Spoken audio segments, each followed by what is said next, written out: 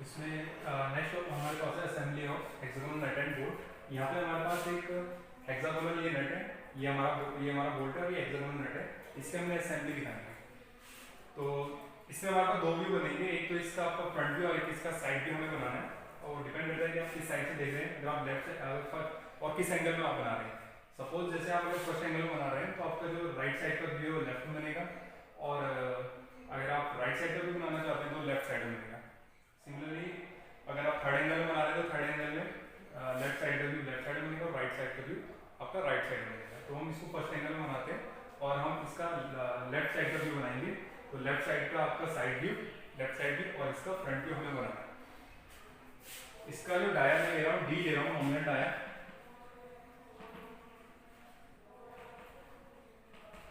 आप इसी बेस पे, डी के बेस पे मैं इसकी सारी मेजरमेंट लिखता जाऊंगा, इसी बेस पे इसको बनाना है। तो सबसे पहले जो हम इसका राइट साइड व्यू बना रहे हैं, तो राइट साइड व्यू बनाने का मतलब यानी कि लेफ्ट साइड में बनेगा। तो इसको लेफ्ट साइड में बनाने के लिए सपोज मैं इसको यहाँ पे बनाता हूँ। तो सबसे पहले आपको क्या बनाना है, अगर आप लेफ्ट साइड से इसको देख रहे हैं तो लेफ्ट साइड से देखने पे आपको क्या दिखाई देगा, एक हेक्सागोनल दिखाई देगा, उसके अंदर एक सर्कल दिखेगा आपको।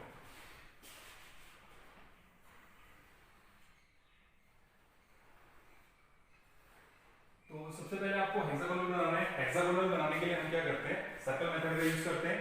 अब ये सर्कल का डाया क्या होगा, ये मैंने आपको बार बार बताया कि जो इसके दो कॉर्नर्स होते हैं, corner between distance between corners की 2D होती है, तो 2D का आपको यहाँ पे एक सर्कल बनाना है और इसके बाद आपने यहाँ पे हेक्सागोनल बनाना है।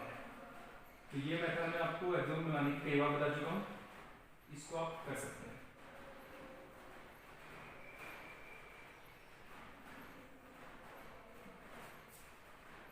इस तरीके से आप यहाँ पे एक हेक्सागोनल बनाएंगे। हेक्सागोनल बनाने के बाद आप जब ऊपर से देखेंगे यहाँ पे तो आपको एक सर्कल दिखाई देगा। यहाँ से अगर आप ऊपर से देखते हैं तो आपको एक सर्कल दिखाई देगा। इस सर्कल का जो आपका डायमीटर होगा वो होगा 1.5 d + 3। तो वो सर्कल आप यहाँ पे बनाएंगे।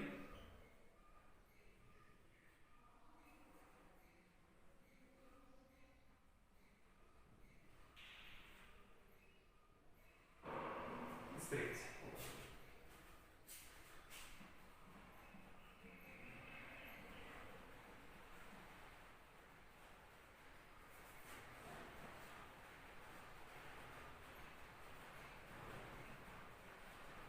हमारा सेंटर लाइन है। तो इस तरीके से हमारे पास हमें एक हेक्सागोनल, उसके अंदर एक सर्कल हमें यहाँ से दिख रहा है पीछे से। इसके बाद आप चाहे तो ये जो सर्कल है बाहर का, इसको आप मिटा सकते हैं। और अगर ड्राइंग बोर्ड में अगर आपने ड्राइंग शीट में बहुत लाइट बनाया है तो इसको आप छोड़ भी सकते हैं। तो ये हमें, अगर हम लेफ्ट साइड से देख रहे हैं तो ये कुछ हमें दिखाई देगा। लेकिन इसके पीछे हम देख रहे हैं कि इसमें जो बोल्ट है आपका, या इसके अंदर जो आपका बोल्ट है, इसका ये जो टेल है आपको दिखाई देगी, इसमें आपको थ्रेड भी दिखाई देंगे आपको। तो इसके लिए हम क्या करेंगे, जो ये इसका ये पार्ट है, बोल्ट का पार्ट है, ये आपका इसका जो डाया होगा वो डी है, नॉमिनल डाया जिसका है।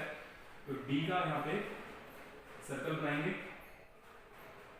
और ये सर्कल क्योंकि विजिबल नहीं है ऐसे, इसलिए इसको डॉटेड बनाएंगे।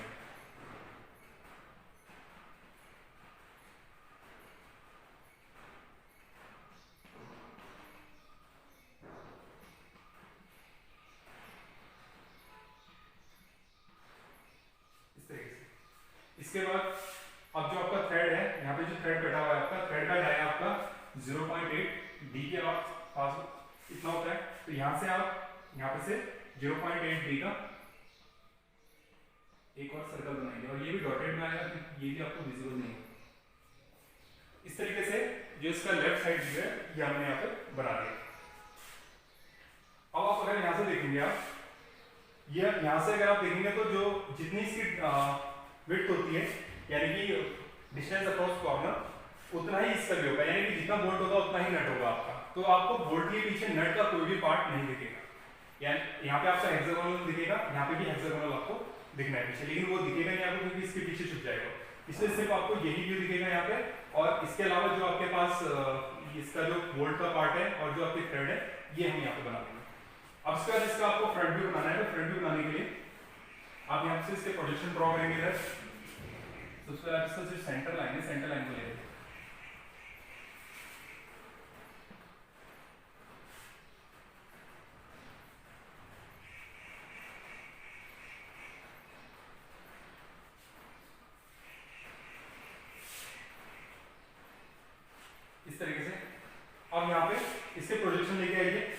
जितने भी आपके पास ये इस फिगर है इसके प्रोजेक्शन लेके आइए।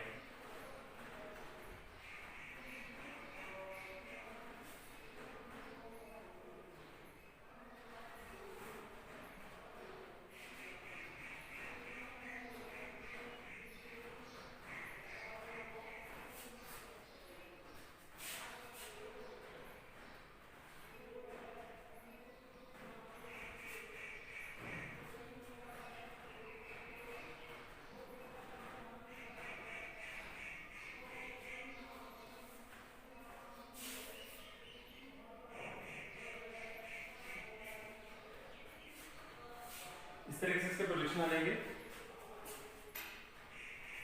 अब यहाँ पे कोई सुटेबल डिस्टेंस मान के आप यहाँ पे बोल्ट के लिए एक डिस्टेंस कट कर लेंगे यहाँ पे। इसके बाद जो इसका बोल्ट का आपका हाइट होती है, इसमें आपको थोड़ा सा ध्यान रखना है, जो बोल्ट की आपकी हाइट होती है ये होती है आपकी 0.8 और नट की जो होती है आपकी होती है d। ये थोड़ा सा आपको ध्यान रखना है। तो हम अभी यहाँ पे हम इस साइड बोल्ट बना रहे हैं, तो बोल्ट के लिए हम जो लेंगे वो 0.8 लेंगे।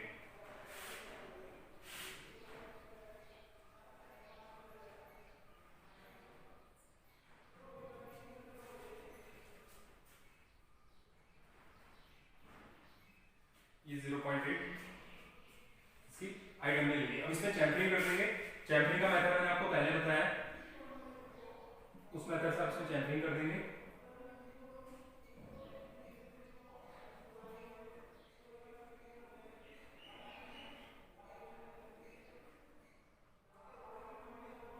तो ये आपका जो बोल्ट का हेड है ये आपका बन गया। अब आपको इसकी जो टेल है, इसकी लेंथ है ये बनानी है आपको। इसकी लेंथ आप कोई पर्टिकुलर मैंने जैसे पहले बताया, इसकी कोई पर्टिकुलर लेंथ नहीं होगी, कितनी भी लेंथ आप इसको बना सकते हो।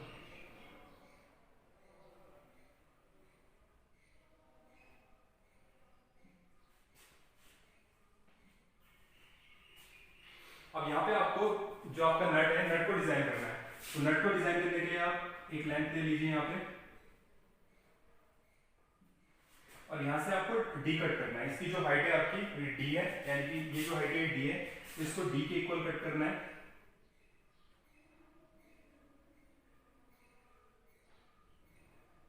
और यहाँ पे चैम्फरिंग कर दीजिए।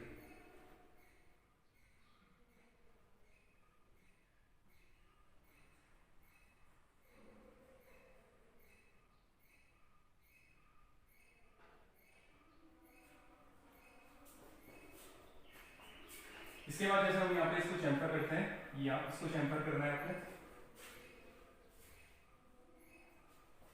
अब इसमें आपको दिखानी है थ्रेड दिखानी है, तो थ्रेड दिखाने के लिए आप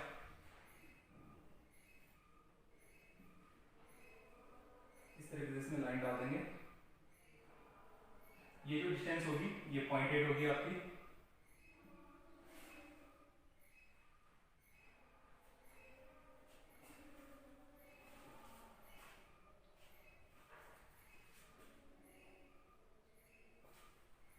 इस तरीके से आपका नट और बोल्ट जो हेक्सागोनल नट है, हेक्सागोनल बोल्ट है, इसकी असेंबली आपके पास ये रेडी है। ये इसका आपका लेफ्ट साइड व्यू है और ये आपका फ्रंट व्यू है। अब इसमें डायमेंशन आपको लिखनी है। डायमेंशन आप इसमें लिख सकते हैं, जैसे कि ये जो डायमेंशन है आपका ये 2D है,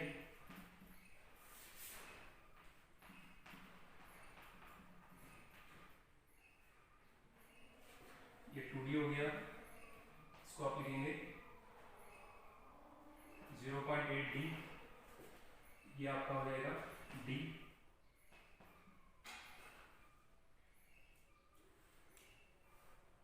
ये आपका बोल्ट की लेंथ होगी यहाँ से लेके यहाँ तक, इसको आप L से डिनोट करेंगे। जो आपकी थ्रेड की लेंथ होगी इसको आप L1 से डिनोट करोगे। और आप यहाँ पे बता भी सकते हैं कि इसका लेंथ, जैसे हमने यहाँ पे ये लिया है, तो यहाँ पे आप इसका बता भी सकते हो कि जैसे इसका डाय कितना होगा, इसका डायमीटर के बेस पे आप बता सकते हो। इसके अलावा जो इसका चैम्फरिंग का रेडियस है r is equal to 1.5d। अब दोनों जगह सेम है तो दोनों जगह लिखने की जरूरत नहीं इसको। इसका जो डाया है d, सॉरी इसका radius r1 is equal to d।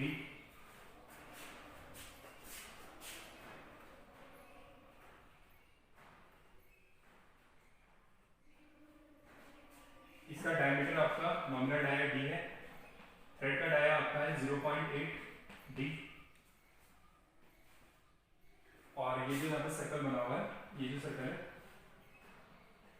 इस सर्कल का डायमीटर आपका 1.5 डी प्लस थ्रेड। इस तरीके से हम एक हेक्सागोनल नट और बोल्ट का असेंबली हम बनाएंगे, जिसमें कि आपका एक फ्रंट व्यू हमने बनाया यहाँ पे और एक इसका लेफ्ट साइड भी बनाया। अब एग्जाम में आपको थोड़ा सा ध्यान ये रखना है कि एग्जाम में थोड़ा सा कंफ्यूज करने के लिए वो आपको साइड दे देंगे कि आपको लेफ्ट साइड बनाना है या राइट साइड का व्यू बनाना है, फर्स्ट एंगल बनाना है या थर्ड एंगल बनाना है। तो आपको इस चीज का बिल्कुल ध्यान रखना पड़ेगा कि आप इसको कहाँ पे बना रहे हो, किस पोजीशन और किस एंगल में आपको बनाना है। ये सबसे ज्यादा जरूरी है। पहले ही ये आपको ध्यान इसको देख लेना है कि आपको किस एंगल में बनाने के लिए पूछा हुआ है, फर्स्ट में पूछा हुआ है या थर्ड में आपको पूछा हुआ है। ये जो आपकी असेंबली होती है, नट और बोल्ट जो आपका है, ये इससे हम क्या करते हैं कि किसी भी चीज को ज्वाइन करने के काम आता है, किसी भी पार्ट को ज्वाइन करने का काम आता है। और जो नट और बोल्ट होते हैं ये आपका टेम्परेरी ज्वाइंट है, एक परमानेंट ज्वाइंट नहीं है। फर्क क्या होता है दोनों में? टेम्परेरी ज्वाइंट और परमानेंट ज्वाइंट में फर्क है कि टेम्परेरी ज्वाइंट का मतलब है कि आप उसको अगर आपको दो चीजें जोड़नी है तो आप उसको जोड़ सकते हो नट और बोल्ट के थ्रू, और जब आपको दोनों चीजें खोलनी अलग करनी है तो आप उसको अलग कर इजीली अलग कर सकते हो, और जो दोनों पार्ट है वो बिना टूटे अलग हो जाए। ये आपका टेम्परेरी ज्वाइंट होता है। परमानेंट ज्वाइंट क्या होता है कि आपने कोई दो चीज जोड़ी है और जोड़ने के बाद उनको अगर अलग करना है आपको, तो वो अलग करने के बाद उसके कुछ पार्ट टूट जाते हैं, जैसे कि आपका वेल्डिंग होता है, आपके रिवेट्स होते हैं, ये आपके परमानेंट ज्वाइंट होते हैं। आपका जो नट और बोल्ट है ये आपका टेम्परेरी ज्वाइंट है। तो कई बार क्वेश्चन में भी जो आपके पास एक एक दो नंबर के क्वेश्चन आते हैं, फिल इन द ब्लैंक्स, या फिर आपके पास ऑप्शनल टाइप के क्वेश्चन आते हैं, उसमें पूछा जाता है कि किस टाइप का ज्वाइंट है। तो ये आपका एक